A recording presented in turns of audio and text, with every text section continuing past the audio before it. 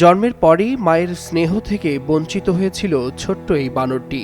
অথচ আজ এই বানরটি লাখো মানুষের হৃদয়ে ছুঁয়ে গেছে। জাপানের ইচিকাওয়া সিটি চিড়িয়াখানায় 7 মাস বয়সী শিশু বানরটি এখন দর্শনার্থীদের ভালোবাসার কেন্দ্রবিন্দু। মায়ের অভাব পূরণ করতে সে আঁকড়ে ধরেছে একটি কমলা রঙের প্লাস ওরাংওটাং পুতুল। আর এই দৃশ্যই সামাজিক যোগাযোগ মাধ্যমে ঝড় তুলেছে। ক্যামেরায় ধরা পড়া দৃশ্যে দেখা যায় খাঁচার ভেতরে পাঞ্চ নামের শিশু বানরটি কখনো পুতুলটিকে বুকে জড়িয়ে ধরছে, কখনো তা নিয়ে খেলছে। অন্য কোনো বানর কাছে এলে সে আবার নিজের ছোট্ট সঙ্গীটিকে টেনে নেয় বুকের কাছে।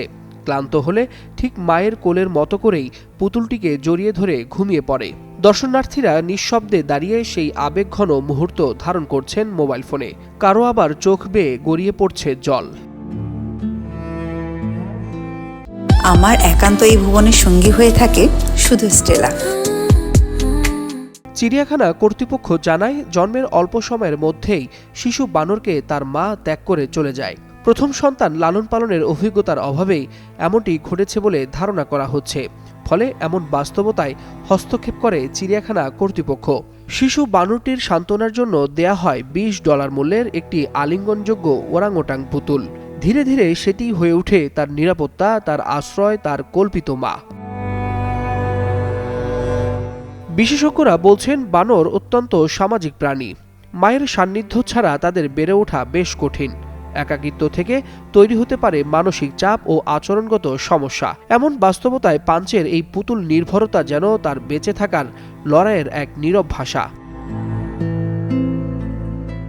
সম্প্রতি আরেকটি ভিডিওতে দেখা গেছে একটি প্রাপ্তবয়স্ক বানর তাকে ধমক দিয়ে সরিয়ে দিচ্ছে। কর্তৃপক্ষ জানিয়েছে এটি বানরের স্বাভাবিক সামাজিক আচরণ। এসব অভিজ্ঞতার মধ্য দিয়েই শিশু পাঞ্চ শিখছে দলগত জীবনের নিয়ম। তবে দিন শেষে যখন সূর্য ঢলে পড়ে, শিশু পাঞ্চ আবারও ফিরে যায় তার কমলা রঙের পুতুলটির কাছে। সেখানে হয়তো সে খুঁজে পায় মায়ের অনুপস্থিত উষ্ণতা। আর সেই ভালোবাসার খোঁজেই ভাইরাল হয়ে ওঠে এক হৃদয় ছোঁয়া গল্প।